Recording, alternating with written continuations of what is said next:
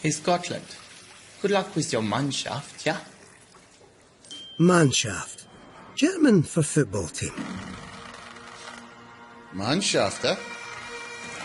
Well, Germany, you're about to see what the Scottish Mannschaft is all about. Because for the last few years, our Mannschaft has grown strong and mighty. It's a Mannschaft that knows how to go the distance. This year, our Mannschaft could even reach a semi. Oh, Deutschland, your bratwurst is no match for our Lorn. You may take our sun loungers, but you'll never take our fountains. Because we are Scotland, land of liquid optimism. Our steins are always half full. So get ready, Germany, because the Scottish Mannschaft is coming. And we can! Optimism! Back in Scotland!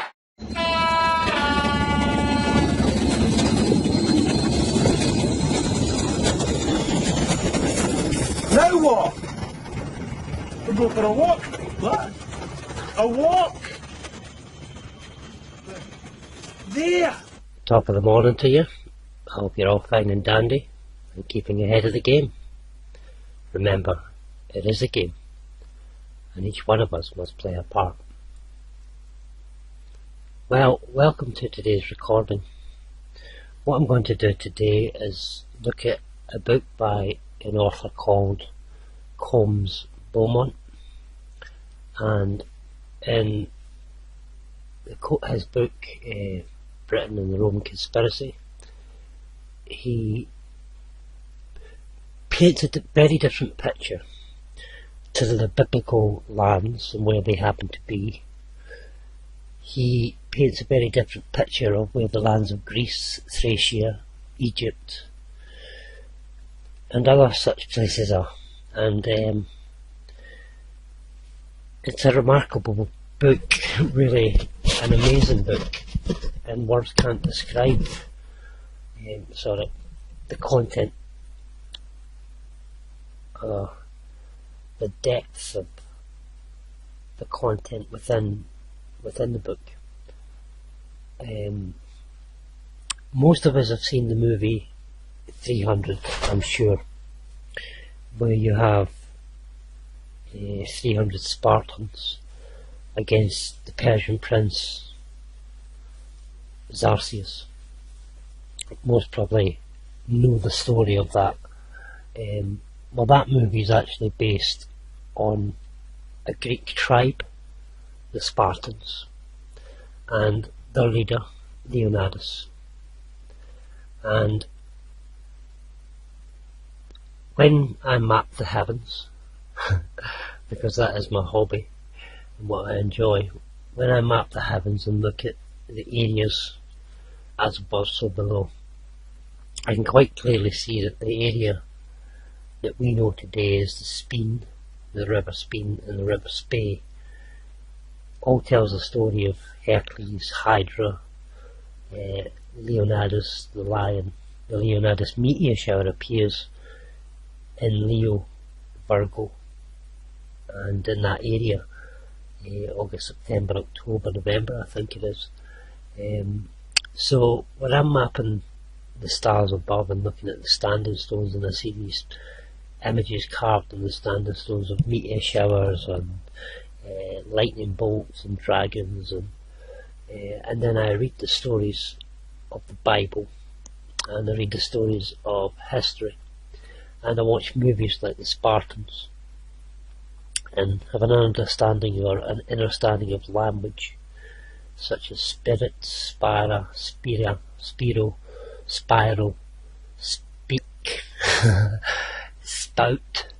These words are all, come from the word aspire. Aspire is the steeple, that which pierces. So the Spartans, the story of the Spartans and the 300, the number 300 being significant, is a story for us that should stand out, same as the wooden horse of Troy and any other stories like this. But this book by Comyns Beaumont, The True Site of Thermopylae, is the story based on the 300 and the Spartans.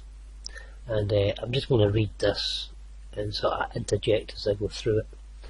Now, most will be aware that the movies and Hollywood, the holy stick, the Hollywood, the wand, the holy wand, the holy tree, cast spells upon us, and they tell us these things in the movies. So as I read through this, you'll be able to see certain things in the film 300, but also there's things in this that are important, which we see in Trainspotting.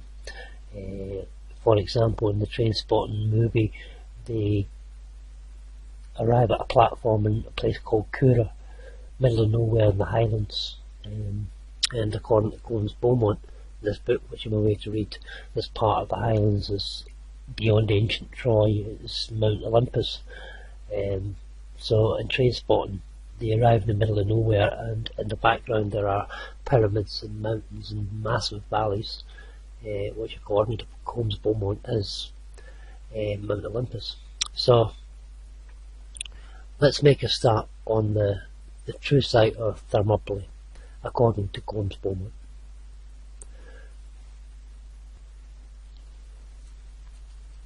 So what we're taking a look at in this book, the true site of Thermopylae, is in Comyns Beaumont's book, The Great Deception, Britain, Syria and the Roman Conspiracy, and it's chapter 5, page 114, and it's a true site of Thermopylae. So I will just read it through, but I'll give a bit of background beforehand. What we have here in Comyns Beaumont's book, and he's taken it from other historians, is that Xerxes, the Persian prince, was actually a Russian and not Iranian, as we understand, or we have been told or deceived and indoctrinated into thinking today. But Persia, or Russia, is actually where Xerxes was from, and he came in through the Hellespont, or the North Sea, invaded through the Orkney and Mull, through Samos of Thrace, which is the Orkney and Mull area where Samos of Thrace wrote his epic journeys, and coming down this waterway, which we would probably understand today as Loch Ness and Fort William, and Xerxes made his way into attack the Athenians and to take Athens. And what we are told happened in Greece, in the Mediterranean, even the landscape and places, basically is a lie, according to Comyns Beaumont. And this is what I'm finding too, because what's written in the heavens, the story of Jason and the Argonauts, the story of Hercules, the story of Leonidas, these are all written over this area, which we know today as Glencoe and Upper Loch Lomond, the Upper Lomond Hills. And according to Comyns Beaumont's book, this book here, which I'm away to read from chapter 5, page 114, according to Comyns Beaumont, this and other historians are saying that this was Mount Olympus, this area known as Glencoe. And I've visited the Glencoe quite a few times. I gave a talk at the Merkaba retreat at Glencoe, and there is a couple of names which I'll throw in here. There are a couple of places up there that are very biblical. We would imagine being as round about Mount Hermon, and we know that the great rebellion of the angels happened in Mount Hermon, so I wouldn't be surprised. In fact, I agree wholeheartedly with Comyns Beaumont here and other people that the lower mountain ranges of Scotland and the upper mountain ranges up through into the Cairngorms and the Grampian Hills are indeed Mount Olympus. So, the true site of Thermopylae. To an extent we may trace the manoeuvres of Xerxes in this expedition to overthrow Athens, which took place shortly before the destruction of Babylon. As he marched his vast conscript army westward through Thrace and Macedonia, his fleet sailed round the coast to seek battle with the Greeks, and eventually it reached the western Highlands and Hebrides. Greeks, Highlands and Hebrides of Scotland. Having passed through the Aegean Sea, probably so named after the monster Aegeus, which is Hydra in the heavens, Aegeon, hence the Isle of Egg, the fleet proceeded to the Strait of Euripus, the Sound of Mull, situated between Euboea, Mull, and the Magnesian coast of Thessaly, Morven. Now, I'll go back to this here. It says here, having passed through the Aegean Sea, probably so named after the monster Aegeus. It's probably related to the word Argos, the creature Argios, Jason and the Argonauts, Aegon, Arcadians, the Arcadians, but the monster is indeed in the ark, in the heavens, and it's known as the Hydra, the many-headed beast, who in the story of Hercules he has to slay. Is that him? Yeah, Aaron, Jason and that, they have to slay the many-headed beast, the Hydra, which sits over this area we know as the Isle of Egg today. And Comyns Beaumont saying here that the Aegeon is where Egg, the Isle of Egg, gets its name from. The fleet proceeded to the Straits of Euripus, the Sound of Mull, situated between Euboea, Mull, and the Magnesian coast of Thessaly, Morven. Hearing that the Athenian ships were cruising round the mouth of the Peneus, Loch Lynn, and the Firth of Lorn, the Persians sent a strong squadron round Euboea to force them into the Euripus, where the main Persian fleet was waiting to entrap them.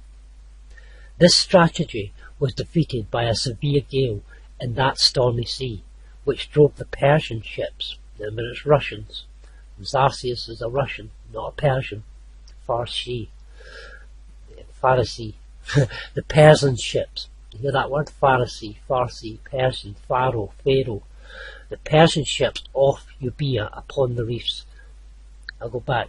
Thus, this strategy was defeated by severe gales in that stormy sea, which drove the Persian ships off Euboea upon the reefs, in which the entire squadron was wrecked about the hollows of Euboea.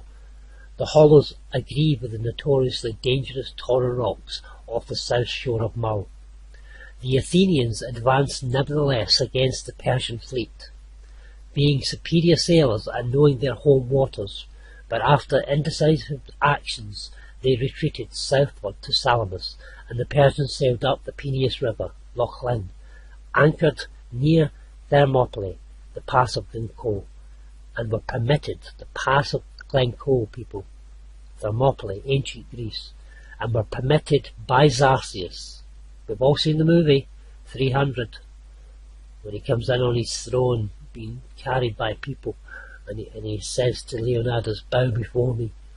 Yeah, it all happened here at Glencoe. I've done a couple of videos on it. So the Persians sailed up the Peneus River, which is Loch Lynn, anchored near Thermopylae, the pass of Glencoe. This is no longer big waterways, this has all been blocked off with reservoirs. And they were permitted by Xerxes to view the scene of the epic fight where Leonidas and his army had died to a man defending the pass. Here is one more sidelight on this war. When Xerxes was yet in Macedonia, in the region of Inverness, from whence he could espy the Olympus mountains, the Lochaber range, he was taken in a galley to view the scene of the Decludian deluge, the flood of Noah, and observing the gorge between Olympus, Ben Nevis, Pelion, Craig Maggot, and Ossa, probably Anach Beg, he observed, nothing more is needed than to turn the river upon their lands by an embankment which should fill the gorge and force the stream from its present channel, and lo, all Thessaly, except the mountains, would at once be laid under water. Now let's go back. Let me highlight this, why this is so important. Comyns Beaumont here is saying there is another sidelight on this war. Xerxes looked over the Olympus mountain range, which is the Lochaber mountain range. He was taken in a galley, in a ship. The Argos Navi, a galley or a boat. His own ship maybe, but anyway, is it symbolic? Is it something more in the heavens? He was taken in a galley, which is a ship, his son's ship, to view the scene of the Decalian deluge, the flood of Noah, and observing the gorge between Olympus, which he's Ben Nevis, Pelion, Craig Maggot, and Ossa, probably Anoch Beg. He observed, Nothing more is needed than to turn the river upon the land by an embankment which should fill the gorge and force the stream from its present channel, and lo, all Thessaly, except the mountains, would at once be laid under water.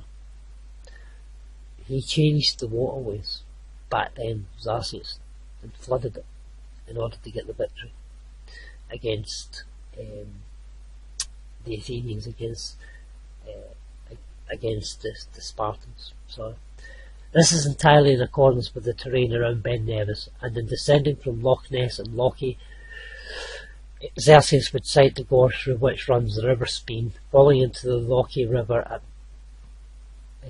Muckamer Falls, surrounded on either side and hemmed in by high mountains, their flanks marked by what are termed parallel roads, actually sea beaches mentioned earlier, from 1270 foot above sea level at Glengloy, visible from Loch Lochy to various levels of 1,100 feet, 1,059 feet and 847 feet. Geikie, the eminent geologist, held views similar to those held by Xerxes some 300 years earlier. Geikie was of the opinion that immense glaciers may have held up the waters, but he could not account for their presence. He was unaware that they related to the flood, or the Declaean flood, or the flood of Noah. The significance of the visit of Xerxes is that he could not have gone secretly in a galley from Macedonia to Thessaly in the present Greece, except by open sea, risking capture or worse. Yet he went safely by water to spy out the terrain. The classic map of Thessaly, in fact, completely fails to meet the circumstances. Mount Olympus is placed at the extreme north of Thessaly, as is correct of Ben Nevis in Argyleshire, the true Thessaly. But Mount Pindus is put in the extreme west, whereas Aristotle states that the deluge occurred west of Pindus, and Thermopylae is given the very south of Thessaly, with the Pindus range to the northwest over 60 miles distant as the crow flies. Whereas these mountains lay to its east, Xerxes obviously saw the traces of the deluge in the parallel roads, for the topography applies completely to the Western Highlands and in no single respect to the modern Greece. The same contention applies equally to the pass of Thermopylae, for the terrain indicates that it could only relate to the dread pass of Glencoe, and at once explains how the Persian ships could have sailed up the Peneus River, Loch Lane, to the Gulf of Malis, Loch Leven, where in modern Greece it is 70 miles distance from the Gulf of Malis. In western Scotland, the Speen, or the Peneus, runs rapidly through the great mountain basin of the Lochaber mountain range, swelled in the times of the spate by the waters of dozens of highland burns swirling through the Comyns Falls, and then after uniting its waters with the winding river called the Lochie, both merge into the river Loch Lynn, upper and lower. After coursing through the Inverlochie Glen, the stream stretches Loch Leven, formerly Morley, now Carmarley, the Church of Marley, answering to the Gull of Malis, on whose southern shore lies the entrance into the pass of Glencoe. It can therefore be readily understood how and why the Persians from the western shores could sail 22 miles or so from the mouth of Loch Lynn to the Gulf of Malis to Loch Leven to inspect Thermopylae, and how Xerxes from the other end could sail down the direction of Loch Ness to inspect the marks of the Deculian deluge on the mountain flanks, but not by any other means. At the mouth of Thermopylae, the Hellenes had erected a fort or a wall of loose stones and narrowed down the entrance to fit only 2 men at a time, and, as Herodotus tells us, they were prepared to defend it to a man. Leonidas held the enemy here at bay until a man of Trachis showed the enemy another way round the pass, by which means they took the Spartans in the rear. An examination of the gorge of Glencoe from the southern end of Loch Leven confirms the fact that a few resolute men could hold the pass there against a multitude, as well as was known to the hero Leonidas and his followers.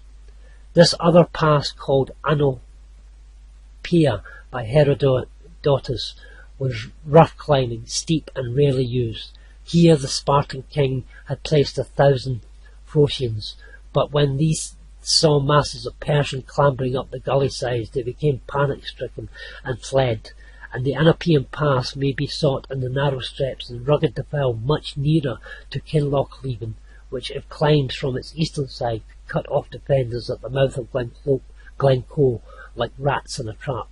Its Gaelic name is Annechor Othar Big, and it is also known to many as the Devil's Staircase. Once through the pass at Thermopylae, all roads were open to Zarsius, Phocis, Locris, Peloponnese and Athens. One road lay past Doris, a tiny area not over 3.5 miles in circumference, which led to Achaia and Locris, Dura, to this day a strip of alluvial land bordering on Loch Lynn. The Achaeans, a brave, chivalrous but sporadic clan, were congregated along the banks of Peneus in the present Apollon and the Benderloch region, between Dura and Dunstaffnage Castle. There were the roads up to Delphi and Athens, Dumbarton, and at the mercy of the enormous armament brought by the Persian king. But this much must suffice.